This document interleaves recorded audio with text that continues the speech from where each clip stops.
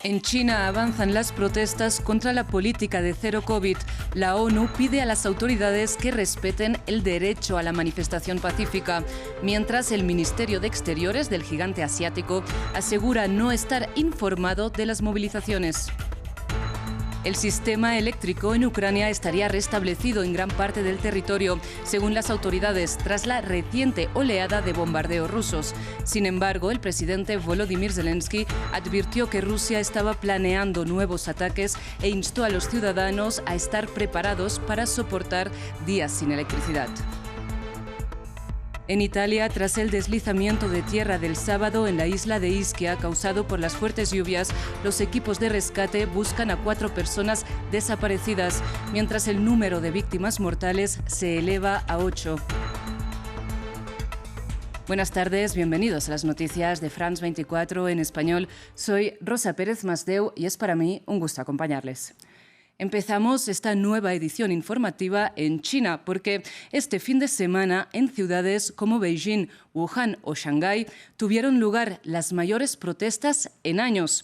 Decenas de personas manifestaron contra la política de cero COVID en movilizaciones que han continuado este lunes en Hong Kong.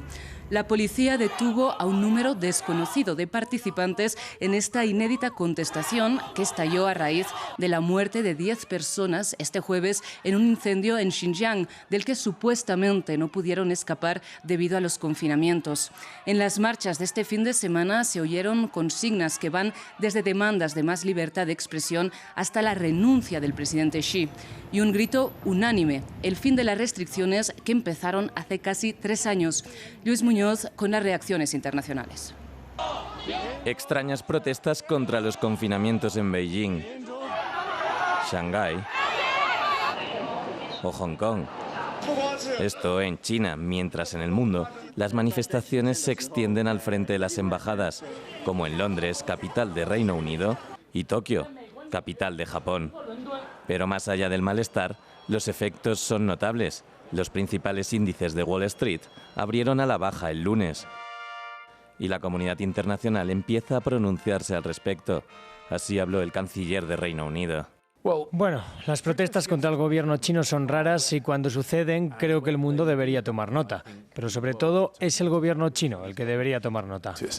De forma similar se expresó el gobierno alemán. Hemos tomado nota de las noticias de protestas en varias de las principales ciudades chinas, también de los informes de acciones a veces violentas de las fuerzas de seguridad contra los manifestantes sobre el terreno. Puedo decirles que, por supuesto, nuestra embajada en Beijing, así como nuestras otras misiones diplomáticas en China, continúan observando la situación de cerca. La pasada semana, un incendio en un edificio de Urumqi, capital de Xinjiang, causó 10 muertos. Los manifestantes argumentaron que las graves restricciones que impidieron a los fallecidos escapar y su rechazo se ha convertido en un clamor cada vez mayor contra casi 3 años de confinamientos. Aún así, el país continúa con su política de cero COVID. Vamos ahora con noticias de la guerra en Ucrania. Las autoridades ucranianas han restablecido el suministro energético en gran parte del país tras los ataques rusos de esta semana. En regiones como Jersón, los ciudadanos vuelven a tener acceso al gas y a la electricidad, eso sí, en medio de la devastación causada por los bombardeos y las advertencias de que los ataques rusos podrían repetirse. Alba Santana nos amplía. Tras días sin gas ni electricidad, Lyudmila Antonenko y su hijo Alexander vuelven a tener acceso a estos servicios en su casa de Kherson. Tenemos gas, tenemos electricidad. Ojalá tuviéramos agua también para usar el baño adecuadamente. El 24 de noviembre, una bomba supuestamente rusa cayó sobre su casa. Las ventanas saltaron por los aires y una de las paredes colapsó. Ahora, a pesar de que la casa está en ruinas, madre e hijo siguen aquí porque no tienen otro sitio donde ir. La ventana se llenó de luz, todo se iluminó. Luego hubo muchas explosiones. Estábamos muy asustados. Me alegro de que Alexander siga aquí. Si hubiera caído entre 10 y 30 centímetros más hacia aquí, yo no estaría aquí. Pero tengo 82 años, no es para tanto. Otros no tuvieron tanta suerte, como Lilia Krishenko, que perdió a sus 2 padres en ese mismo ataque. Había mucho polvo, no podía ver nada. Mi hijo y yo nos escondimos en el baño. Oí a mi padre gritar, diciéndome que llamara a una ambulancia porque mi madre estaba herida, pero no había conexión. A pesar de que el gas y la electricidad, los dos servicios más importantes de cara al invierno, se han restablecido, los ciudadanos de Jersón no tienen acceso al agua ni a otras redes como la de la televisión. Además, el presidente Volodymyr Zelensky ha advertido a los ucranianos que todavía no están a salvo. Sabemos que los terroristas están planeando nuevos ataques, lo sabemos con certeza. Y mientras tengan misiles, desafortunadamente no se calmarán. Una situación complicada de cara al invierno cada vez más cerca y para el que los ucranianos sumidos en la guerra no están preparados. Y en la previa de la reunión de ministros de Relaciones Exteriores de la OTAN en Bucarest, que empezará mañana, el secretario general de la organización, Jens Stoltenberg, se pronunció sobre los ataques rusos a la red eléctrica de Ucrania. Aseguró que el presidente ruso, Vladimir Putin, está tratando de usar el invierno como arma de guerra.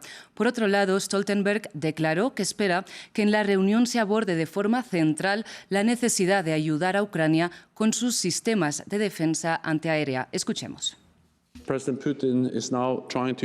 El presidente Putin ahora está tratando de usar el invierno como arma de guerra contra Ucrania y esto es horrible.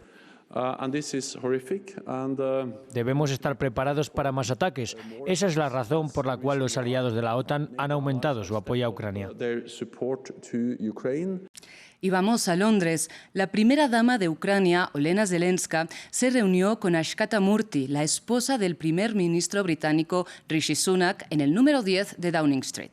La primera dama de Ucrania se encuentra en la capital británica para participar en una conferencia internacional sobre cómo abordar la violencia sexual durante los conflictos armados. Murty saludó a Zelenska con un abrazo y le dio la bienvenida al interior del edificio. Luego, las dos mujeres colgaron adornos en un árbol de Navidad frente a la famosa puerta principal. Mientras Zelensky no ha abandonado Ucrania desde el inicio de la guerra, Zelenska es la encargada de los viajes diplomáticos. Viajó a Estados Unidos y participó ante el Congreso y asistió también en Londres al funeral de la reina Isabel II. Y en Italia continúan las tareas de rescate tras el violento deslizamiento de tierra en la turística isla de Ischia de este sábado pasado. Los equipos de emergencia buscan a 4 desaparecidos, mientras se elevó a 8 el número de víctimas mortales. Entre ellas se cuenta un recién nacido.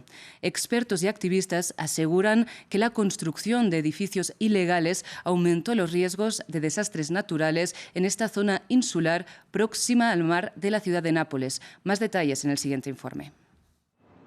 Como si la colina se rompiera en pedazos.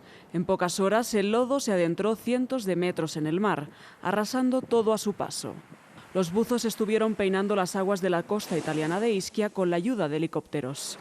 Aquí es donde se encontró la primera víctima, una mujer de 31 años que trabajaba en una tienda local, hallada muerta a cientos de metros de su casa. Los bomberos están turnando para buscar en la zona, tratando de encontrar a los desaparecidos, pero la tarea sigue siendo difícil. En paralelo, el gobierno decretó el estado de emergencia. Lo que hace que sea complejo es que nos encontramos bajo la zona debilitada por el desprendimiento. Las casas están llenas de barro, por lo que es muy complicado acceder al interior y continuar nuestra búsqueda. Alrededor de 200 personas fueron desalojadas. Algunas se refugiaron en este hotel, cerca del puerto. Esta mujer, refugiada con su hijo y su nieta, se enteró de que su cuñada fue encontrada muerta bajo los escombros. Estamos tristes, mantuve la esperanza hasta el final. Otra tragedia en esta ciudad y en esta familia. No sé cómo voy a afrontar los próximos días.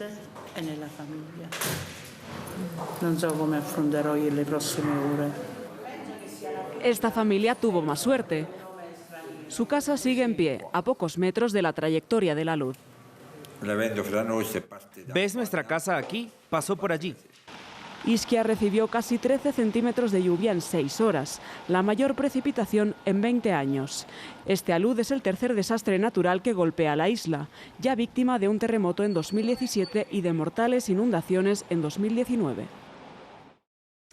Una operación conjunta entre varios países europeos y Emiratos Árabes Unidos ha desmantelado un megacártel de la droga. El grupo era responsable de 1/3 del tráfico de cocaína en Europa. La Europol, que ha coordinado la operación, celebró este tipo de colaboración internacional. Marina Colorado, nuestra corresponsal en Madrid, nos amplía la información. 2 años de investigación y 12 días de redadas conjuntas y simultáneas en varios países europeos y en Emiratos Árabes Unidos han terminado con la detención de 49 personas vinculadas a un megacártel de droga que movía 1/3 del mercado de la cocaína en Europa. Esta trama, que podría perfectamente ser el guión de una película de ficción, forma parte de una operación policial internacional apodada Luz del Desierto, coordinada por Europol, la policía europea. Entre los 49 detenidos están los 6 líderes de este megacártel que dirigían el tráfico desde Dubái, conocidos como los señores de la droga. En la operación, en la que participaron España, Países Bajos, Francia, Bélgica y Emiratos Árabes Unidos, se incautaron además 33 toneladas de cocaína y se desmanteló la infraestructura logística en varios puertos de Europa por donde entraban las drogas desde Latinoamérica. En España, donde el pasado 8 de noviembre fueron detenidas 13 personas, la operación inició en marzo de 2020 con la incautación de un contenedor con casi 700 kilos de cocaína en Valencia, al este del país. Pese a que en ese entonces no hubo detenciones, se identificó a Panamá como el país en el que se introdujo la droga en ese contenedor. Según datos de la ONU, la mitad de los 20 países que más consumen cocaína del mundo son europeos. Y según el Observatorio Europeo de Drogas y Toxicomanías, España es el país europeo con más prevalencia de consumo de esta droga, con el 11,2% de la población entre los 15 y los 64 años, afirmando que consume cocaína. Las autoridades de Irlanda imponen a Facebook una multa de 277 millones de dólares por una gran fuga de datos personales que se encontraban disponibles online. Se trata de la 4ª sanción de Dublín contra el gigante tecnológico. En septiembre, el regulador irlandés puso otra multa de 405 millones de euros a Instagram. En total, en Irlanda, la empresa matriz Meta está penalizada con cerca de 1.000 millones de euros, mientras los reguladores irlandeses investigan otros 13 casos contra el grupo de Mark Zuckerberg. Recordemos que el comisionado irlandés de protección de datos es el principal regulador de las grandes tecnológicas en la Unión Europea, dado que las empresas del Big Tech como Apple, Google, TikTok o Meta ubican sus sedes en ese país por su laxa política fiscal. Y cerramos en Qatar, donde la Copa del Mundo de Fútbol está en pleno apogeo. Se espera que entre 1 y 2 millones de aficionados extranjeros visiten el país antes de la final del 18 de diciembre. Mientras tanto, un número similar de extranjeros vive ahí. Representan el 90% de la población total. Su trabajo, bajo condiciones de explotación moderna, ha permitido que el país construyera la infraestructura del Mundial en un tiempo récord y, sin embargo, no pueden asistir a los partidos. Veamos. Un ambiente festivo en este remoto estadio de Doha, transformado en un fan zone durante el torneo mundialista. Un espacio reservado a los trabajadores inmigrantes de Qatar, que constituyen el 90% de su población. De India, Bangladesh, Nepal, Sri Lanka y Pakistán ganan un máximo de 250 euros al mes, insuficiente para poder permitirse una entrada para ver los partidos, que ronda entre los 60 y los 200 euros en esta primera etapa de la competición. Toda la gente está disfrutando aquí, pero yo no tengo ninguna posibilidad de entrar en el estadio. Solo vengo aquí, solo puedo disfrutar fuera. Entre los 15.000 que acudieron a la zona de aficionados esta tarde, muchos vinieron a apoyar a Argentina y a su delantero estrella Lionel Messi. Una breve oportunidad para desahogarse entre largos turnos.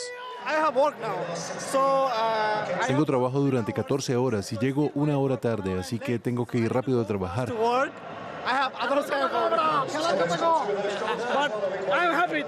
Pero estoy contento. Ya está, han ganado. He ganado, estoy contento. Puedo trabajar 14 horas, sí.